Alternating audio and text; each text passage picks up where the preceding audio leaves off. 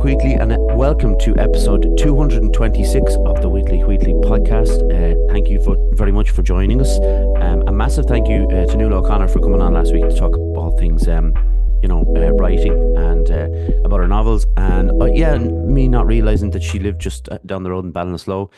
It was kind of a bit embarrassing, but it's all right. But it was great. And look, if you haven't listened to it, go back and listen to it. Subscribe to our YouTube channel. That's kind of important to us anyway, to get like more views and more people interact with us and stuff like that, and to kind of not just talk about the guests that we have on about art and whatever it is the guest does, but more importantly, kind of about mental health and kind of getting the conversation out there. So that's obviously our main goal. Buy me a coffee is there as well if you want to get involved with that. That's fine. I hate it. So I know someone said you should sell it more, but I just struggle. This week's guest, she is the author of debut novel The Grateful Water, and her name is Juliana Adelman. How are you doing, Juliana? I'm good. Yeah, I'm a bit sad that the sunshine seems to have all gone away, but we can hope might come back. It was yeah. So what was it yesterday? So yesterday, yeah, like it was lovely in the morning, which was good for me, and I was out and about and stuff. But the evening was like it just turned and got horrendous. But have you I'm going to be talking about the history of your upbringing, and you were born in the States, is that right? Yeah, that's correct. Yeah. Are uh, they obsessed about the weather over there as they are as we are here? I mean, yeah, people still talk about the weather. I guess it's just a little more predictable. Hmm. Or maybe the weather here is predictable, but we wish it was something else. And so we talk about it all the time. I don't know. I feel like in Massachusetts, I'm from Mhm. Massachusetts, from outside of Boston. And yeah, you pretty much know what you're going to get. So the seasons, they have their range of temperatures, their Mm. precipitation, you kind of have a pretty good idea of. And so we tend to talk about it when it falls outside of expectations. Not always talk about Yeah, it. maybe not always, not Yeah, always. we are good at that. I just want to mention that people who watch this normally, I have moved into a new place.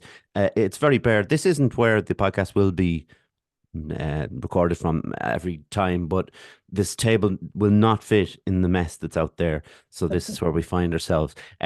So getting into it, Juliana, can you you've touched on it already, but can you give us a history of your upbringing, please? Sure, yeah. So I was born in Jamaica Plain, it's called, which is a part of Boston. And then when I was relatively young, we moved to Richmond, Virginia. So I suppose most of the childhood that I remember happened in Richmond, Virginia. And then just before high school, we moved again to Concord, Massachusetts, which is outside of Boston. Um, and then I lived there until I went to college. I went to university in California, and then I moved shortly after that. I moved to Dublin.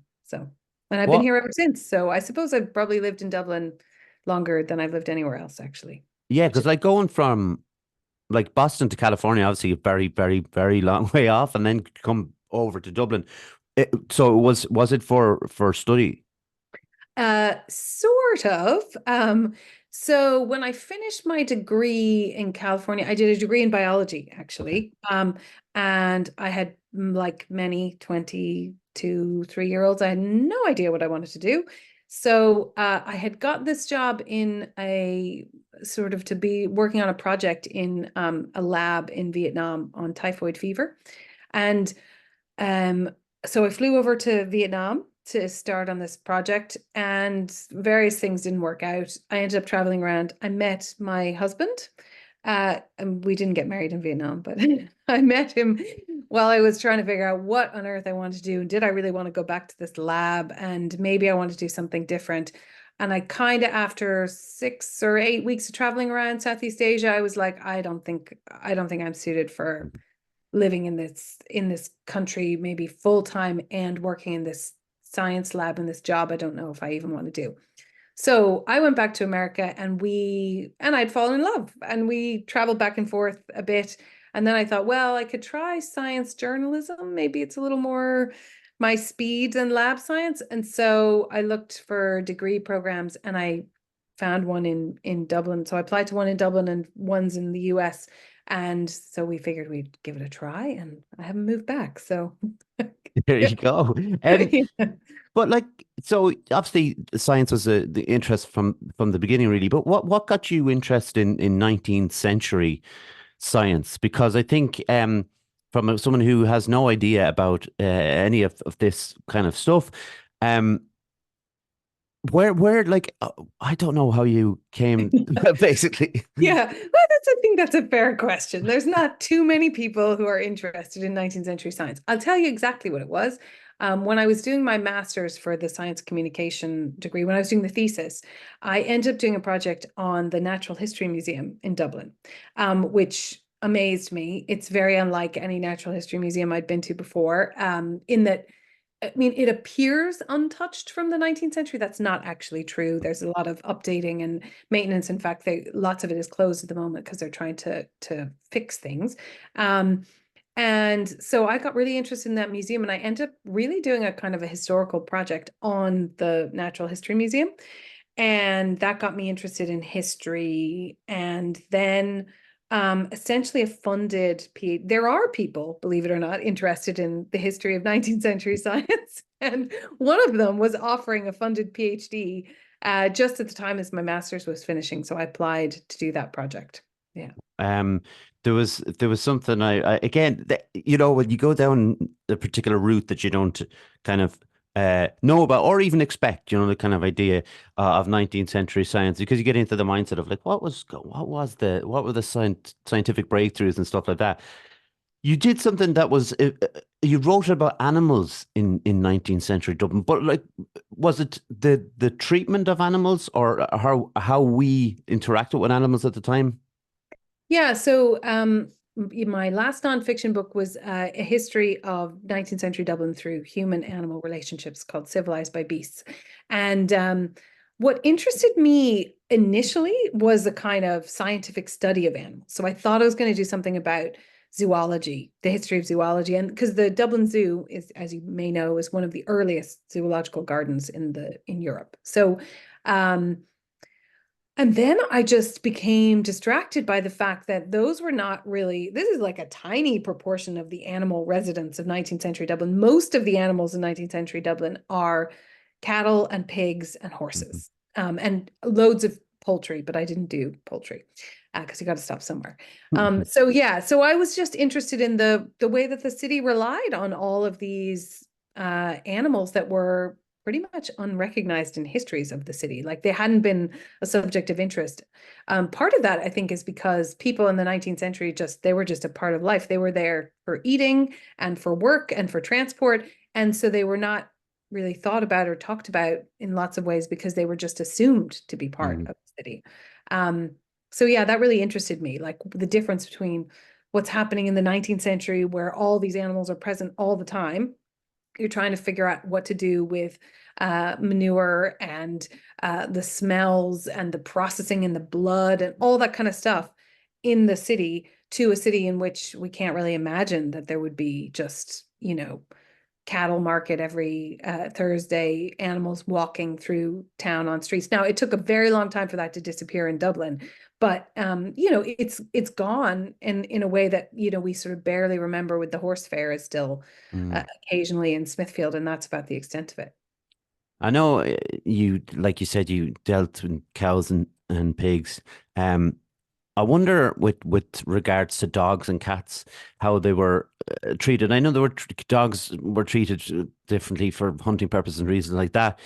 But like, you know, when you see people walking cats on leads, or you see like dogs in coats and stuff like that, I'm sure we're we're a far cry from what they were doing back in the day. You would be surprised, because Okay. I did also do stuff on dogs, and people were gaga over their dogs, even in the Right. 19th century. So you would see sometimes like advertisements, like somebody had lost a silver collar for their dog, or a fancy whistle that they used to call their dog, and there were advertisements for all kinds of grooming products and special foods. Dogs definitely more than cats. Mhm. But I mean, I came across like an advertisement for somebody whose cat he believed had been stolen from his house, and the cat was described as like, overweight, missing four teeth, half of an eye. But this was like a treasured pet to Yeah, this yeah, guy. yeah. He wanted the cat back. So I was in the market in Dunleary. It was a couple, well, 3 or 4 months ago now. And when you kind of the sights and sounds and all around, and you hear birds and stuff, and I heard this kind of a very strange noise that was definitely out of place where we were, and kind of looked around, and there was this young lady with a parrot, like just like on her. It was cool. It was mad looking. It was just so just weird. But like it's weird to me, but it's clearly not weird to her. And that's the kind of thing that she loves. Like people love their dogs and cats. And people often say to me, well, you don't have any pets, you don't understand. And maybe I don't. And I'm all right with that as well. Um, this interest in the 19th century then, was it inevitable that you would write a novel set in and around that time? I guess if I was going to write a novel, maybe it was inevitable that I would set it in the 19th century. Not sure if it was inevitable that I would write a novel, although I now think that I'm addicted and I'll just keep writing fiction. But yeah, so I mean, I feel like, I mean, there's that old adage, which I don't even know if it's true, and books would be boring if it was, of, write what you know. But there is a sense in which you want to start somewhere that you feel comfortable, Mhm. or that you feel like you can bring something maybe that somebody else doesn't have. And so I guess my very intimate knowledge of 19th century Dublin, not everyone has that. So it seemed like a starting point, maybe. Yeah, because if someone was to not have the background that you had and they wanted to set something around in and around that time, the beginning of the research would be pretty extensive because we don't want to get something wrong about a little thing like the dress or the mannerisms or whatever it might be will be picked up by somebody, and then especially the way it is now. So I guess that background that you had was allowing you to kind of already start in on the characters without worrying too much about the kind of setting of it. Yeah, I mean, I did know lots. I think Mhm. the process of writing the book revealed to me that there's still stuff I don't know. Loads of stuff that I didn't know that I had to research, some of which I really didn't have to know either and ended up not being in the book. But you get sort of obsessed with something, like you have this question, you have to find the answer to this question, and then you realize, well, the answer to that question is really not that necessary. I like got obsessed with prices of food and certain types of lunches being offered in hotels, and then none of it really ended up in the book. You just kind of go down a rabbit hole. But yeah, and I've made mistakes. I mean, there are mistakes in the book. Somebody will be sending me letters because it's almost impossible not to Yeah. make mistakes. And because I live in the contemporary city, so it's to kind of constantly be reminding yourself of that, that when I see something in my head, a place, a conjure a place, I am still really, maybe I'm meshing that with my historical knowledge, but it's Yeah. hard to like claw out all the stuff I know about Dublin today as well. So Yeah, I think that's really important, isn't it? Because like to know the streets and where you're walking down and stuff is one thing, but then to imagine what a wall looks like, or a building or windows on a building, it's just important for you to be able to kind of flex your imagination a bit more rather than just kind of like be, judging on what you've read and what you've learned. yeah. And I think you just have to keep in mind, like, what does a reader actually need here to picture what's going on, to sympathize with the characters, to enjoy and like, probably in the end, the reader doesn't need every single thing I know about 19th century Dublin to feel the atmosphere and get a sense of the time and place. So. Um, could you give us just like a little synopsis, I suppose, for people who haven't read it yet? Yeah, so the book starts with the discovery of an infant's body in the River Liffey by a butcher, and then the story kind of spreads outwards to the investigation of that discovery, the relationship, and how that affects the relationship between the butcher and his wife, a woman that the butcher's wife works for in a big house, and the detective who's tasked with with investigating the case. Yeah. So there was, the characters are obviously such a huge part of novels, and I had the author Dish Chabot on a while back, and she was talking about her novel Dirty Laundry, and I read the novel, and I said none of these characters are likable, and I felt bad saying that to her, but she said, well, one of them's all right, but the rest of them are supposed to be like that. This is kind of the opposite, where there's a lot of likable characters in it, doing certain things to aid others or aid themselves or whatever it might be. But there's nothing kind of that there's no characters in it that you immediately dislike. So that's what I really enjoyed about the novel.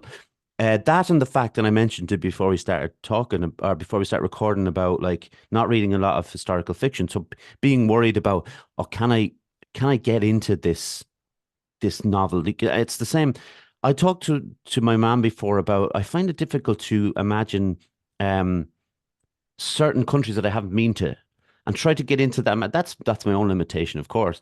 But I find it hard, and I was worried about that coming into this novel as a historical fiction. It's like, oh no, I don't know anything about this time or this place or anything like that. But I think I got locked in on the characters straight away. And like, was it important for you to write um sort of empathetically about your characters? Yeah, I mean, I enjoy books where where you might not like the protagonist. So, and I didn't, I mean, I think some people might not like some of the characters anyway, the Mhm. main characters. But yeah, I did need to, and they make bad decisions and they do things that hurt other people, and and they're selfish in the way that people are Mhm. like that. And so yeah, but it was really important for me to feel to enjoy being in their company, because you have to spend a lot of time in their company trying to write what they're doing or think about what's going to happen next. I think, I mean, one of the things that really changed was I wrote a first draft of the book without Anne in it. So Anne is one of I mean, she has probably, maybe she's 25% of the Mhm. book at the most, but she wasn't there at all. I mean, she was in the background, but she didn't have her own chapters initially. Um, so yes, but for me, I think I feel like I've strayed from your question, but basically, that's how I get into books too. It's the characters. Mhm. That's what I like about books, and I think you're absolutely right in that, they're that we connect with other human beings, and if the characters seem like other human beings to us, then we are happy to learn about who they are and a place that we've never been to that we can't picture through them. And I mean, that's kind of to me one of the most amazing things about reading books. Um, and like I've enjoyed books with some of the most outlandish characters that I couldn't have ever imagined. I'm thinking even just of I don't know if you read the Seven Moons of Mali Almeida, but the main character is in Sri Lanka. He's actually dead, and he's dealing with the kind of outcomes of violence that I knew, and political unrest that I knew nothing about. Mhm. But it didn't matter because he was really enjoyable to spend time with, and you could learn. You were happy to like look around through his eyes and try and figure out what was going on in a world I didn't know anything about. So Yeah, that's like, I don't mean, I'm always, well, not always, but I've had a go at Midnight's Children by Salman Rushdie a bit too often. I don't know why. It just seems to be one of those books that I really struggled with. And my problem wasn't so much at that time the place where it was set, because I hadn't been to Indian, I've never been there, and only seen on television stuff.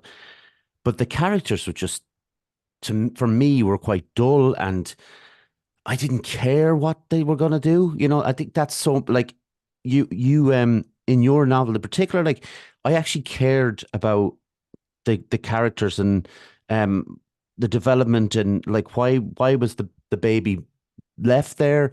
And obviously you're thinking like your immediate thought with characters is, why did they leave it there? Was it for really bad, reasons, or was it for just because they didn't care? And then you're kind of trying to guess who it was, but still on the side, it's so because it's kind of that thriller aspect to it as well going along. Um, and I read in the acknowledgements you talked about Neve Boyce really liking um Martin in it. Why do you think or did she explain to you why she really liked him in particular? Yeah, so I think she liked his flawedness and he brought a bit of humor to the whole thing.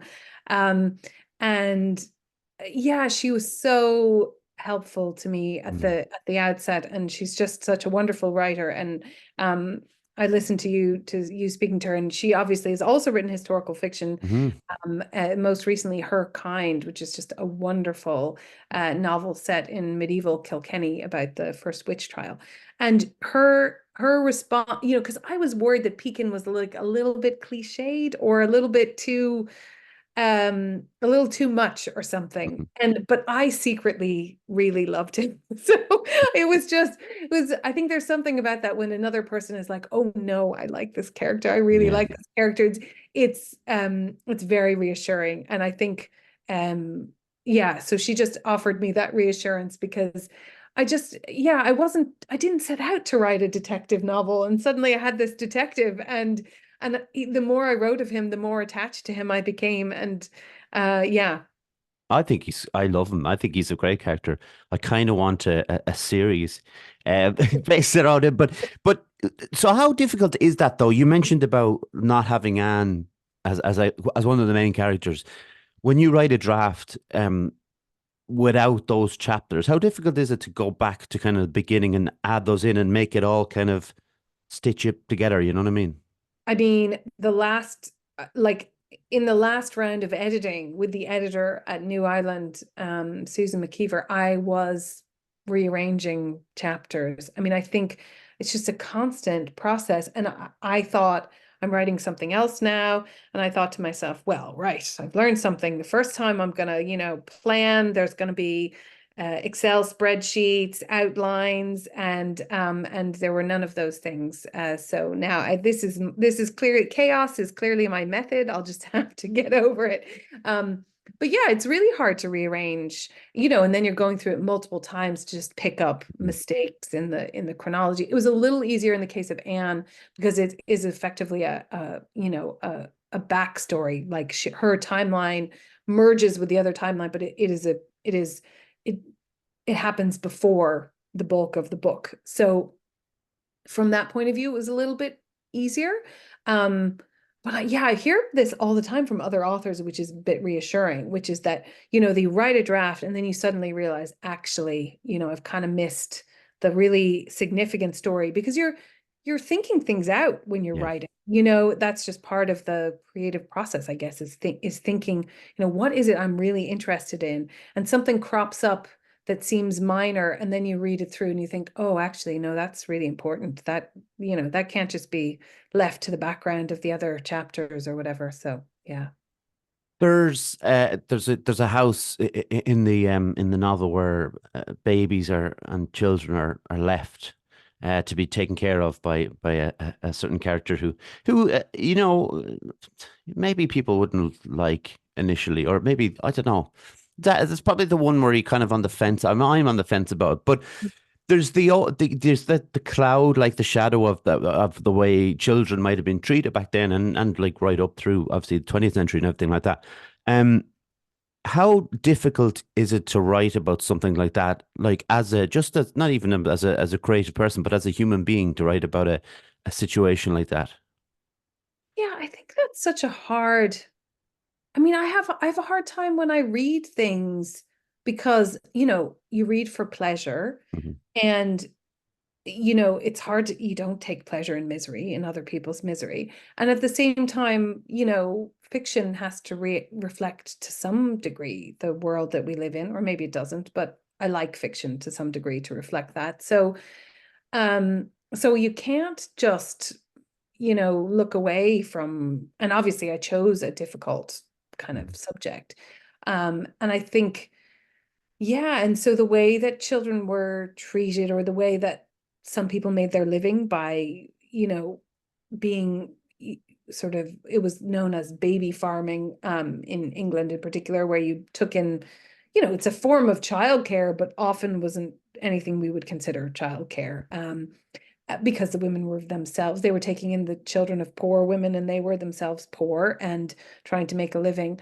So it was important to me not to be, not to sort of wash that out of the picture, and yet also to think about the human circumstances that led people to both availing of those services and providing them, and which is mostly to do with poverty and absence of choices and powerlessness. And so yeah, so but it's always difficult to decide, what, how much of that to go into, how much of that to put in the story, because you do want people to pick up the book and enjoy the book and recommend the book to other people. And there's some balance to be made there. And I've definitely read things where I thought that was too, that was too much. That was too much. But that's somebody else's vision, and other people have loved those books. So, it's Yeah, just like preference. that's the thing. It's just like I was startled by, you know, not that I was naive enough to think that this stuff didn't go on,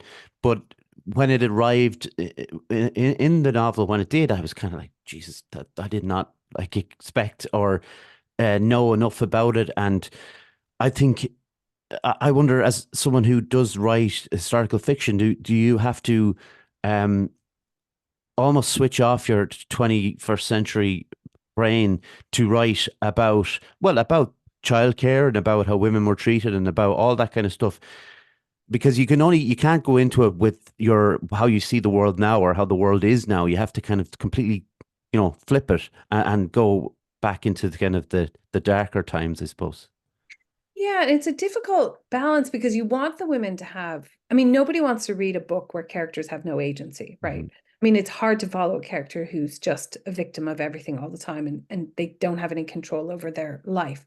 But you, at the same time, you have to deal with the 19th century reality, which is that women have less control over their lives than men do. They have less opportunities to make decisions, to do things the way that they want to do them. They are subject in a lot of cases to other people's wills.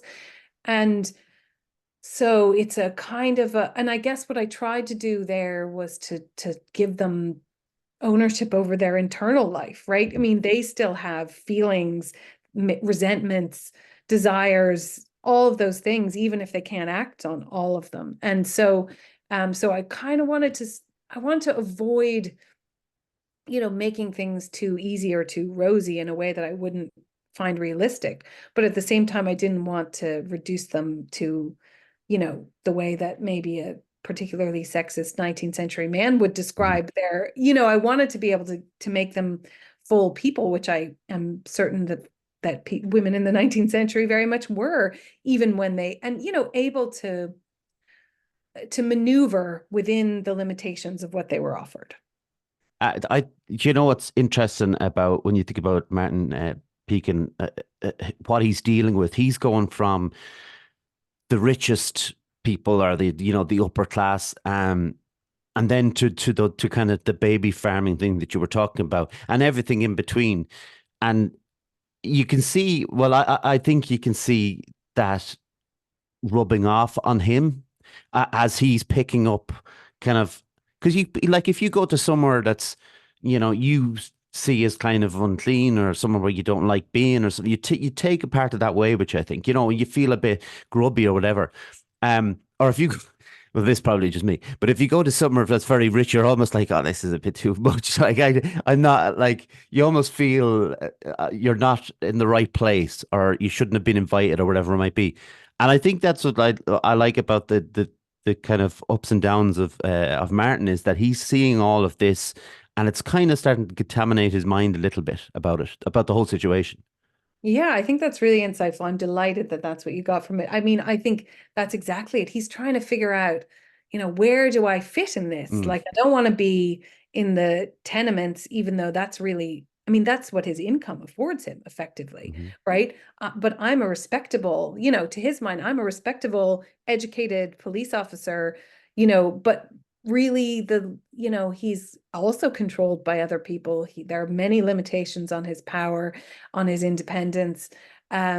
His pockets are empty, his stomach is often empty, Yeah. and he sees and he judges everybody, and he's judging the people in their fancy house who don't seem to do any work to get where they've been, and uh, whose lifestyle he maybe doesn't approve of or feel Mm-hmm. comfortable with. And he's judging the people below him, who are maybe, dirtier and less respectable in his mind than he is.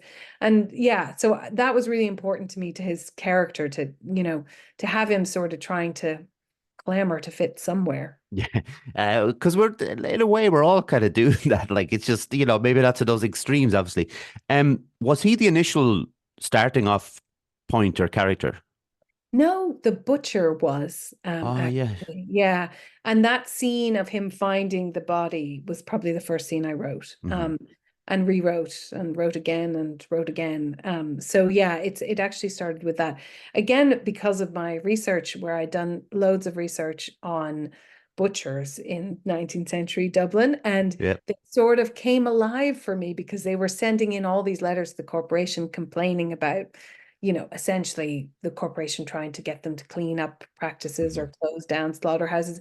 And like, they just sort of, this one particular butcher, who was in fact called Dennis Doyle, and in fact had a butcher shop and a slaughterhouse on North Earl Street, he just became a person to me because of all these letters. And so, yeah, so I actually started with him. The and this isn't giving away too much, but the idea of the himself and his wife losing the child, and then the fact that he finds the child, and I suppose from the get go it's a startling image. If you put yourself in that position of you walking along the river bank, and there is a baby wrapped up, how impactful that would be on your life, probably forever. But obviously, it has to land within the front and back cover of the book. But having that little thing in the background of them having lost a child, I thought was particularly kind of clever, but haunting, I think, for the reader a little bit. Yeah, and I think that's one of those things that it's still taboo, isn't it? Hmm. I mean, we don't know how to respond to people when they've lost a child. Yeah. Um, the support services are not amazing when you've lost a child. And it could be at any stage, but especially an infant. And yeah, it's still one of those things we find hard. And Yeah. I guess I was really interested to think about how that would affect the two people in a Hmm. marriage when they've taken different experiences away from that, and Yeah. yeah. A question I realized I didn't ask you at the start, and I ask everybody, but I think um, when it comes to something like that towards mental health, the idea of even some people are still struggling to talk to me about about if I bring it up, or I should say they don't know that I've had experiences, experiences with poor mental health, and they will be a little bit. It's not that they're trying to, they just don't know what to say, and I think that's another thing, like you were saying there, about the butcher, the idea of like, what do you say to somebody, and you really want to, obviously, because you want to be a nice person and you have some sympathy and empathy for them, but it's very difficult to kind of approach that. So to squeeze it, to wedge this in, when did you first become aware of mental health? Sorry, sorry for Yeah, no, laughing.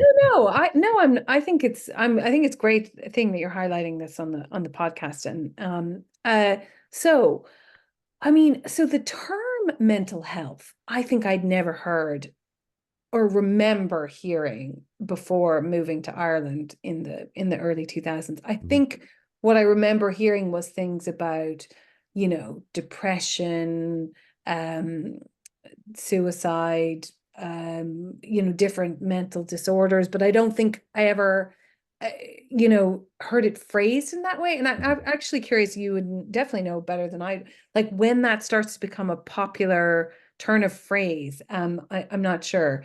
But I mean, I think I was always aware of, yeah,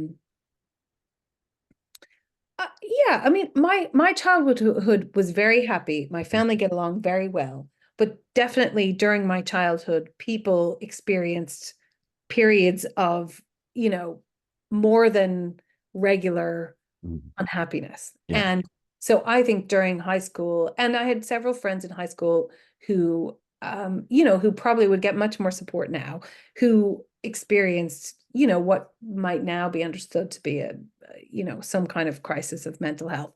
And, um, and so I guess I was always aware of those things. And it's amazing even though Americans are in some ways like very open and kind of nosy, I guess, about each other. Like and I think Irish people tend to feel as though Ireland was has been a more kind of repressed Yeah. place and that people don't talk about things. But Americans talk a lot and sometimes say nothing. And I do, Right.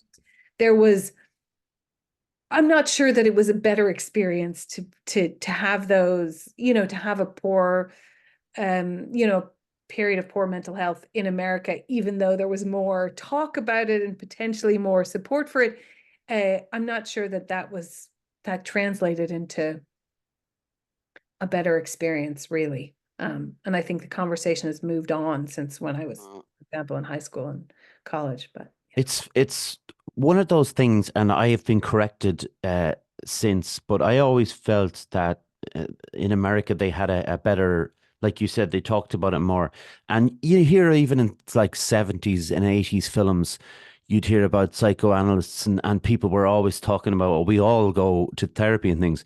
And I mentioned it a couple of times on the podcast to Americans, and they were kind of like, it's fair enough. But I can't remember who it was, but it was a couple of months ago. I was corrected, and they were like, "Well, like kind of what you said there, really. Like it's not necessarily the case. It's like in New York that might be one thing, but if you go to wherever else, I'm not going to just mention a random state for no reason, but you go somewhere else, and it's shut down as um." Somewhere in the middle of Galway, like, sorry, Galway. I said I wasn't going to mention a state, and then I mentioned a county. And anyway, I like Galway; it's lovely. But just that idea of you mentioned about the word, the term, and the terminology it's kind of it hadn't been caught up with me, and so I had really bad time in 2009, and by that point I can honestly say I didn't hear anybody really talking about it. It wasn't like like a phrase, even, something like that. So it is interesting how um lots of people now will happily wear their diagnosis on their sleeve and say, well, this is like, I'm like this because that, and have a bit of a laugh about it and stuff. But it's good, the fact obviously that people are a bit more open to it, and hopefully, like you said, hopefully not like just talking about it but saying nothing, like hopefully having some genuine, like, input and feelings about it, and obviously really important. Um so there was something I was to kind of go off somewhere else, and I think during COVID, a lot of people had, mental health problems, but you seem to you have gotten very busy during lockdown, and I believe that you two are, things may not be unrelated. but I believe that you have a very strong interest in food. I do. Yeah. Yeah. No, I did a food podcast during lockdown. Basically, I mean, on the subject of mental health, I mean, I was very unhappy in Mhm. my job for lots of reasons. Um, couldn't finish things, like things were just felt overwhelmed and overloaded, felt like juggling lots of stuff, kids of a certain age. And so the year that COVID hit, I had actually taken a year's unpaid leave of absence. I wanted to connect more with creative things I was interested in. So I took a course on podcasting. And then the lockdown hit about whatever, it must have been, a little more than halfway through my year of leave. And so whereas I had all this time, when the kids were in school, I was taking class, I was trying to like finish the Civilized by Beast book. I was trying to think about what do I want to do with my life. And then all of a sudden everyone was at home. Mm. And so Catherine Cleary and I, she's now running a social enterprise called Pocket Forests, but she used to write a food column for the Irish Times. And so a restaurant review column. So she and I decided, well, we'd had this plan to do something on food together, a radio thing or a podcast. And we just thought, well, now we really need to do this because we've got nothing to do. Like we just need the human connection of even the Zoom call. And so that was where that came from. Yeah, it had been we did one interview before the lockdown hit with chef Dominique Kemp, who had previously done a kind of history of food radio program with RTE and Lyric FM years and years and years ago. So we did one interview, and then the lockdown hit and we had to do everything online and had various problems with sound quality and whatever. But yeah, it kind of kept both of us going, and it was just company, that company that was in your immediate family or your cats. And Yeah. I mean, the same reason I ended up in Zoom was for that. I started like a few weeks before COVID came, and then it all kind of changed for it. But obviously, there's more of a reach now that I can talk to anyone without having to kind of move from my house. But with regards to food, like, is it more like the eating, or is it the cooking? Do you enjoy actually cooking? I do enjoy actually Oh, cooking, although at the moment I'd say my husband probably does more than 50% of the cooking. that's fair. He's a better cook, really, and Okay. a more organized cook. I like All make a right. giant mess and have a grand idea that has to be revised halfway through. The food started off as a history interest as well, Mm, in that we had looked at historical recipes and we were kind of interested in, the history of Irish food and so yeah, so it was tied into that. And yeah, and I like to eat. I definitely like to eat. So yeah, that's been that's it part of is. it. The history of food is see, I don't know if it used to be on a TV station or if it was on YouTube or probably on both, but they would make things that Queen Anne would have Yeah, eaten, and yeah. like, who are we to judge? It's a different time. It is a different time, and I wouldn't say I'm really picky, but like all the jellied stuff and all that kind of, there's Yeah. no way. No, I can do without that. My dad's family are Jewish, and on Passover you're supposed to have this stuff called gefilte fish, which Okay. is carp, and it's usually served it comes in these big jars of fish jelly. I forget there's a specific word for gelatin made of fish bones. It's clear, it's slimy, it's disgusting. And that is like every time I see jelly, that's what I picture, even though most jelly is not flavored of fish. Um, and yeah, so the historic food is really interesting because there is loads of stuff that you wouldn't want to eat. Mhm. Jellies is a good example. Some of particularly the savory jellies, like, not, Yeah. just because you can jelly, it doesn't mean you should. Um, but actually we recreated in the radio program years ago, we did recreate recipes, and a lot of what people ate is fairly plain and Mm, enjoyable food. So I guess they seize on the sort of crazy stuff that was show off at the dinner party, yeah. but a lot of things. So we made I remember we made this salmon recipe that had all these spices on it that you would not normally put on salmon, like Christmas spices. And we were like, oh, Oh, it's gonna be gross. But actually it was delicious, and it actually didn't take a lot of ingredients. And it was but it's definitely a mixed bag. I mean, there's yeah. definitely stuff you would not be, badger steaks and grilled swan and Swans, yeah. yeah. And No, little tiny songbirds, also in not a so. pie, yeah. It's Yeah. very. I think, like, obviously, when they're showing those as well, um, there tend to be what the rich ate, and then we're kind of looking at, kind of looking at that side of things, and I know it's very easy to be dismissive and say, well, everybody else just ate potatoes, but no, obviously not just potatoes, but we're looking at kind of the stuff that kind of showpiece. They're like, it's coming out on this big platter and everybody's clapping and all that, and it's like, all right, just have some. have a potato, basically. Yeah. That's what it is. Bit of bacon, maybe. Yeah, a bit of bacon, it's fine. Do you have a favorite, just a regular, everyday dish? Ooh, I like this really, I don't know what this says about me. I would probably eat pasta with a basic tomato Yeah, sauce every day, me quite too. honestly. Yeah, Yeah. just had one today. Had one Yeah. already. Um, I don't know why everybody does like you just have to boil the pasta and just put the sauce on it. It's just the easiest thing, Yeah. and it's always nice. Like, Yep. um, I try a few different sauces, but tomato is with pasta. I think is the go to, and I'm like I'd be very very happy with that. I'd be delighted with it. What's the without giving too much away, obviously, but what's the next kind of what are you researching now, or what's the plan? Well, I'm writing um a a novel that's actually set in contemporary Dublin with characters from the 19th century. So I don't know how it's working yet. We'll see.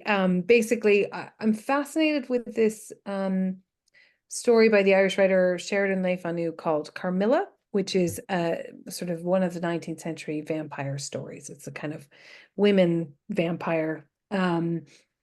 Uh, and I'm sort of rewriting that. Although at this stage, I feel like I've just mostly stolen character names and a basic idea, and maybe it doesn't have anything to do with the original, but that's what I'm telling myself. Yeah, so I do that. I'm working on some short stories, and I have some more ideas for the future of Martin Pekin, but I haven't gotten to him. Oh, Yeah. very nice. What's the approach, or how does it differ when you're writing a short, or a novel? Like, what's the headspace like? Ooh, I find short stories very hard. Right. I have a lot of ideas that don't seem, that I don't finish or, Mhm. whereas, yeah, and I hadn't ever tried them before I wrote the novel. Okay. Um, so yeah, it is very different. I'm hugely in admiration of people who write good short stories. Hmm. Lauren Groff, Kevin Yeah. Barry, Ian Lee. I love a good short story. Kathy Sweeney's collection of short stories is brilliant. Maggie Armstrong has a new one out at the moment, which is also brilliant. But I don't really understand how they work. I don't get it. So I keep trying. So I wouldn't say that there's any kind of process. Like with the novels, I suppose I have an idea of an opening, some maybe general idea of where I want to get Hmm. to at the end, and a sense of who my characters are. And that doesn't seem to be the same for the short story. And I maybe if it was the same, I would have finished one that I was proud of. But yeah, I think they're more fluid in their form. Hmm. Like they don't they're not as expected. They can be lots of different things in a way that a novel has I mean, people obviously play with the form of the novel, but you know, in its most basic sense, it sort of has a climax and comes to an end. Like it has to follow, maybe doesn't have to, but it often follows a Yeah. kind of, and I think I know what that is. Whereas I'm a little bit more at sea for short stories. So So I like writing short stories, and I wrote a novel before, but the less said about that, the better. But with the short stories, so if I really enjoy a short story like Raymond Carver, I mm, love, and Alice Munro, they're probably my yeah. two, go tos, I'd say, and go back and read them over and over. But with someone like Raymond Carver, a lot of times he's not saying an awful lot. Like Mm. it's someone flicking a cigarette, and you're like, why is that saying so much to me? And he's doing is like, it's very very hard to pin down, and I write like short stories. Obviously, you can finish them quicker because there's a lot shorter, less room to play around with. Obviously, but I really enjoy writing them as a kind of a fun kind of exercise to get a character out Yeah. and be like, "Right, this is what's going to happen." Um, they're hard to end. I think that's Yeah, they uh, are. Yeah. that way, like, or probably better to say knowing when to end the short story, I suppose. Um, but I find them kind of so satisfying, and all the people you listed there, like, well, Kevin Barry is definitely a standout. Someone who could just write like just insanely brilliant pieces, short fiction, and he's very good at long form as well. But his short fiction is really good. Um, So we've mentioned cooking already, but what else do you like to do in your spare time, Juliana? Um, what else do I like to do? If you had time, what would you like to? Yeah, no. I mean, like uh, everybody in my family likes a meal. So we as a group, I suppose, as a collective, we spend our together time often is around a meal.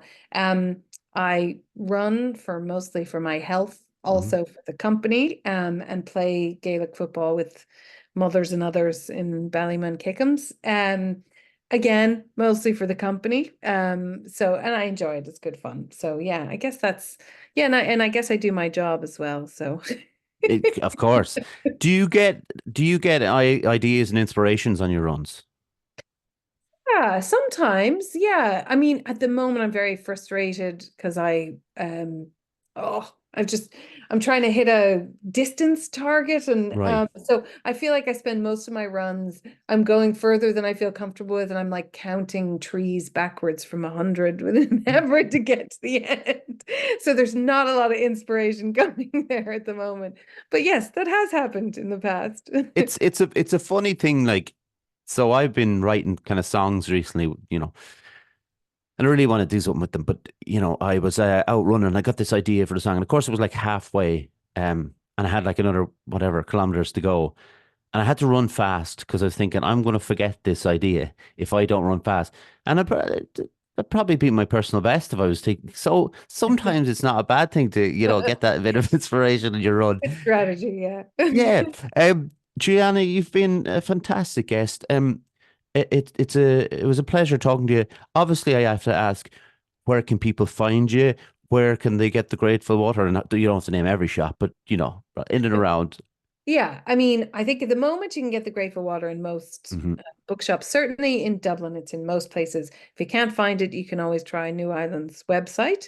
Um, and I am on the only social media I'm on at the moment is Instagram. I am at Adelman Juliana. And otherwise, if you feel the desire to email me, my email address for work is publicly accessible. So go for it. Absolutely, that's how I found Juliana's email. I want to thank New Island actually for sending me out the book. It was very kind of them, but also, um, before we go, how was your launch night in Hodges Figgis?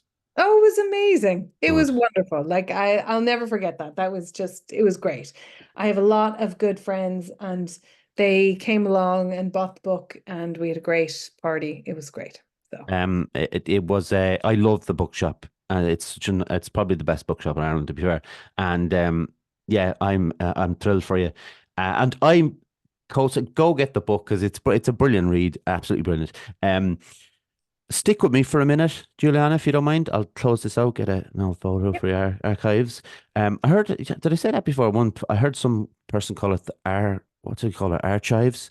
And every time I say it now, that's the first thing so I have to correct myself and then say. But I like yeah, archives. Yeah, it's archives. kind of cute. That's kind Um, of a vegetable or something. yeah, it is kind of a bad vegetable.